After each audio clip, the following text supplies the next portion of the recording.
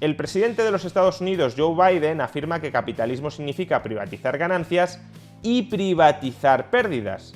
Pero, ¿realmente el gobierno de Biden está respetando esta regla con el rescate a los depositantes del Silicon Valley Bank?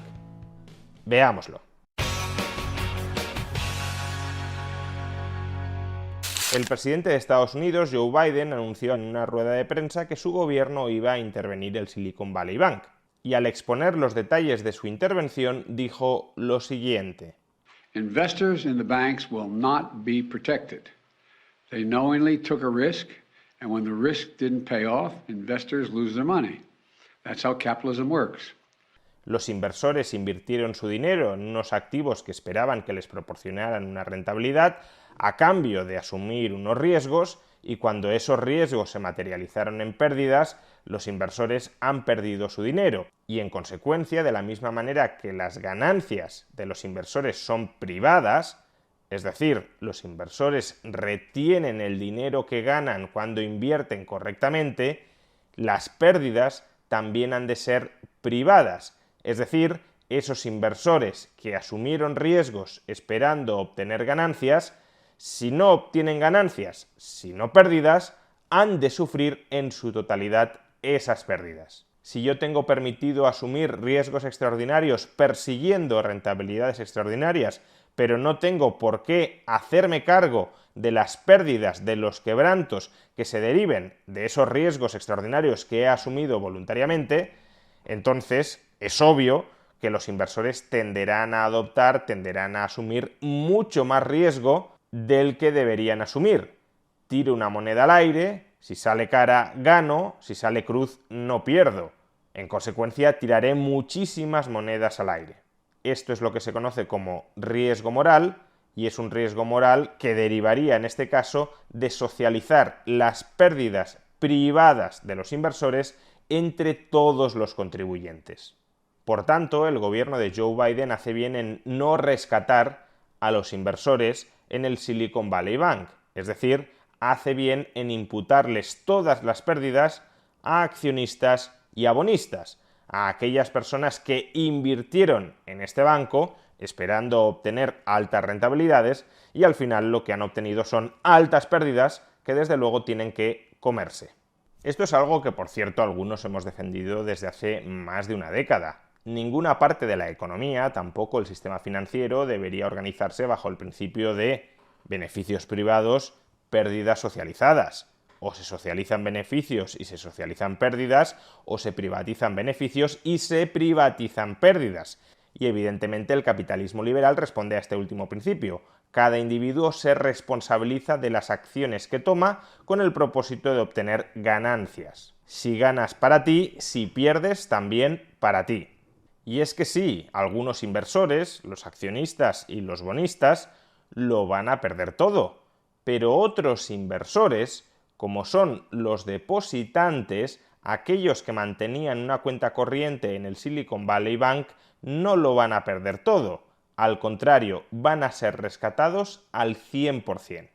De hecho, si el gobierno de Biden no hubiese intervenido y hubiese modificado las normas de resolución bancaria dentro de Estados Unidos, lo que habría sucedido con el Silicon Valley Bank es algo bastante sencillo. De entrada y en principio los accionistas lo perderían todo, los bonistas lo perderían todo y los depositantes lo perderían todo, salvo $250.000 por depósito que están garantizados por el FDIC, por el Fondo de Garantía de Depósitos de Estados Unidos. En realidad, a medio plazo ni siquiera habría sucedido exactamente esto.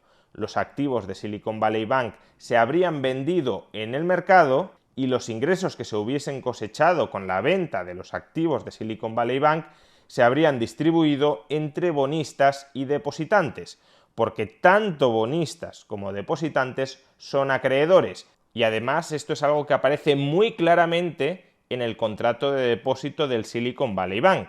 Tal como podemos leer, nuestra relación contigo, entre el banco y el depositante, será la relación que existe entre deudor y acreedor. En otras palabras, nosotros te debemos a ti la cantidad que figura en tu depósito, sujeto a los términos del acuerdo de depósito. En otras palabras, los depositantes son acreedores del banco y por consiguiente, dentro de un concurso de acreedores, el depositante no tiene preferencia en el recobro a partir de los activos frente al bonista. Ambos están a un mismo nivel de prelación en el cobro. Es más, el depositante podría incluso estar en una posición subordinada frente a aquellos bonistas garantizados, es decir, aquellos inversores que han adquirido bonos cuyo repago está garantizado por una cartera específica de activos. Pues bien, lo que ha hecho Biden es alterar toda esta jerarquía de cobros. Ha impuesto una prioridad absoluta de cobro de los depositantes frente a los bonistas, cualquiera que sea el importe de los depósitos. Por tanto, serán accionistas y bonistas, será la ruina, la descapitalización de estos dos colectivos del Silicon Valley Bank, la que sufrague gran parte del rescate a los depositantes que ha articulado el gobierno de Biden. Que cuidado, me parece mucho mejor que sean accionistas y bonistas quienes paguen el rescate de los depositantes a que sean los contribuyentes, porque los contribuyentes no tienen absolutamente ninguna responsabilidad en lo que se cocía en el Silicon Valley Bank. En cambio, accionistas y bonistas sí tienen una responsabilidad más directa o más indirecta, pero en todo caso una responsabilidad en cómo se ha administrado el Silicon Valley Bank. Y por tanto, antes que los contribuyentes, quienes tienen que pagar, sin duda, son accionistas y bonistas. Pero el punto sigue siendo por qué los depositantes no tienen que pagar también, al menos en parte.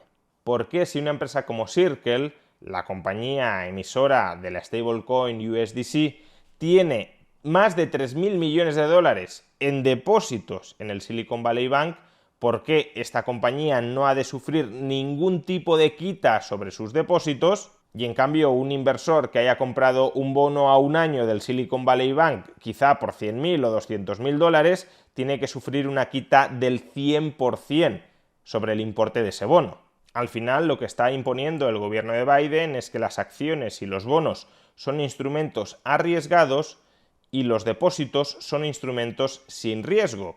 El problema es que los depósitos siguen siendo un pasivo de la entidad financiera, es decir, siguen siendo una fuente de financiación del banco.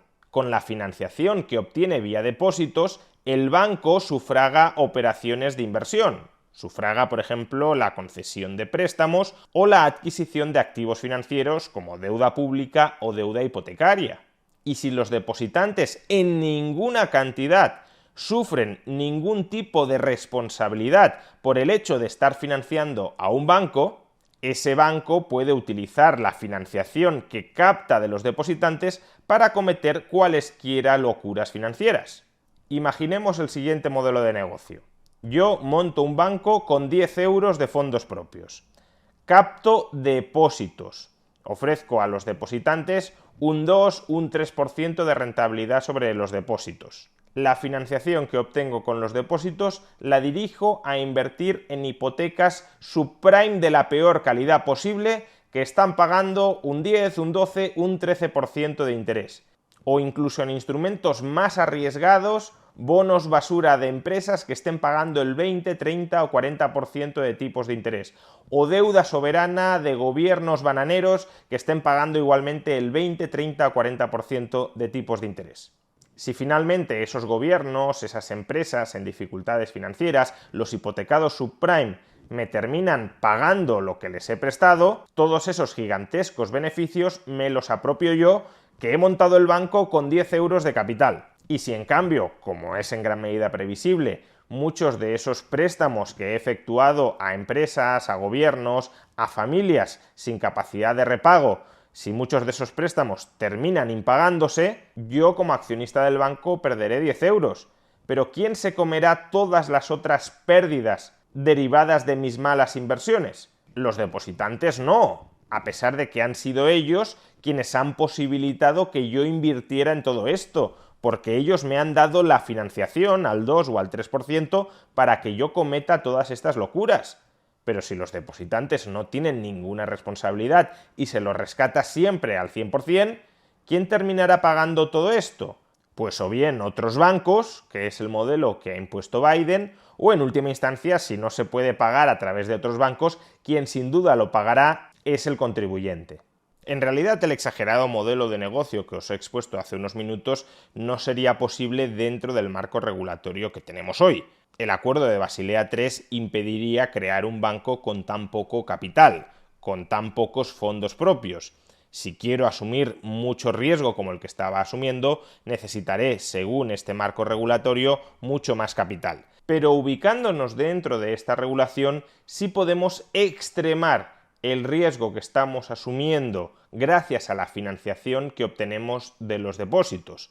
Por tanto, en el margen y bordeando la regulación, sí es posible el riesgo moral, y ese riesgo moral, sin duda, se ve impulsado, se ve recompensado si a los depositantes se les rescata plenamente, porque en ese caso los depositantes no van a tener ningún celo a la hora de vigilar si el banco en el que mantienen sus depósitos está adoptando una estrategia de negocio viable, sostenible a largo plazo o no lo está haciendo.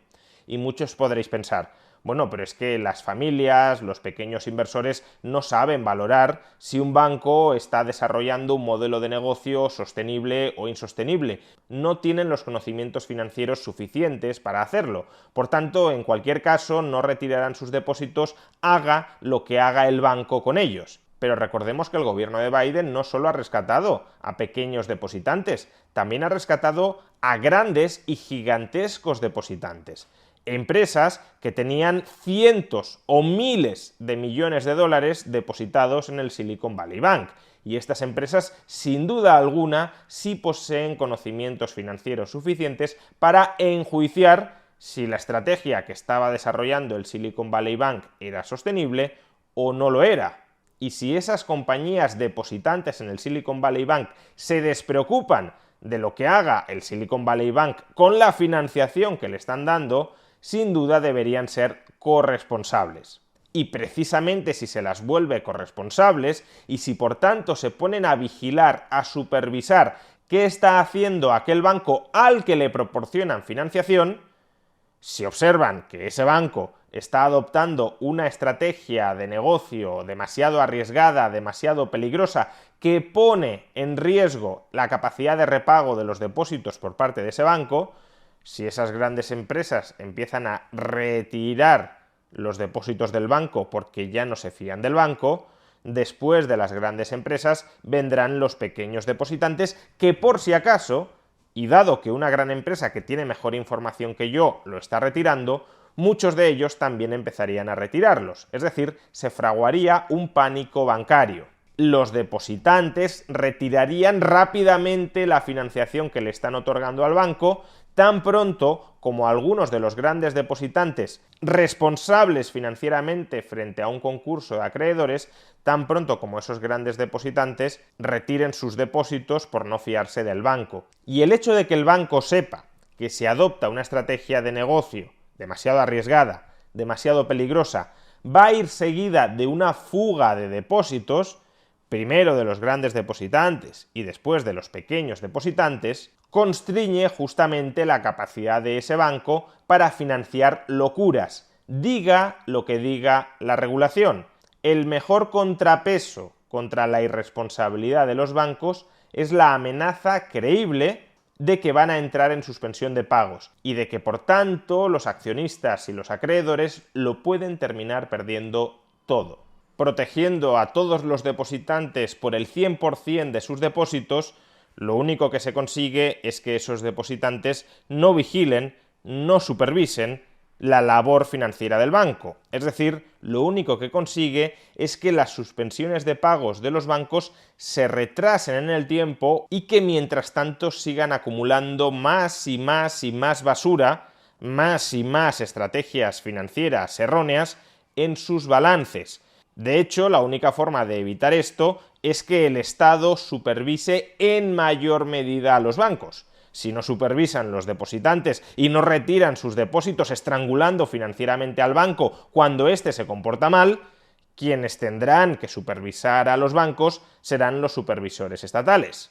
Los mismos supervisores estatales que no han hecho precisamente una magnífica labor en esta crisis ni tampoco en ninguna de las anteriores.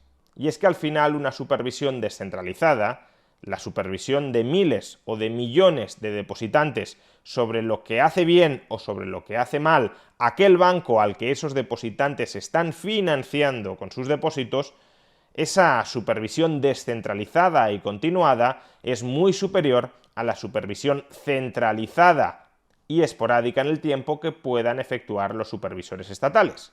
Pero al rescatar al 100% de los depositantes por el 100% de sus depósitos, lo que se está haciendo es desincentivar claramente que los depositantes supervisen al banco, ni siquiera ya a los grandes depositantes, y se le entrega todo ese poder y todo ese deber de supervisión al Estado. En definitiva, sí, capitalismo es privatizar las ganancias y privatizar las pérdidas. Y en ese sentido hay que celebrar que Joe Biden, al menos de momento, se haya opuesto a socializar las pérdidas del Silicon Valley Bank y de otros bancos regionales de Estados Unidos en una situación similar, se haya opuesto a socializar esas pérdidas entre todos los contribuyentes. Pero es que las pérdidas han de privatizarse entre todos aquellos que suministran financiación al banco que ha quebrado. Y todos los que suministran financiación a un banco son accionistas, bonistas y depositantes.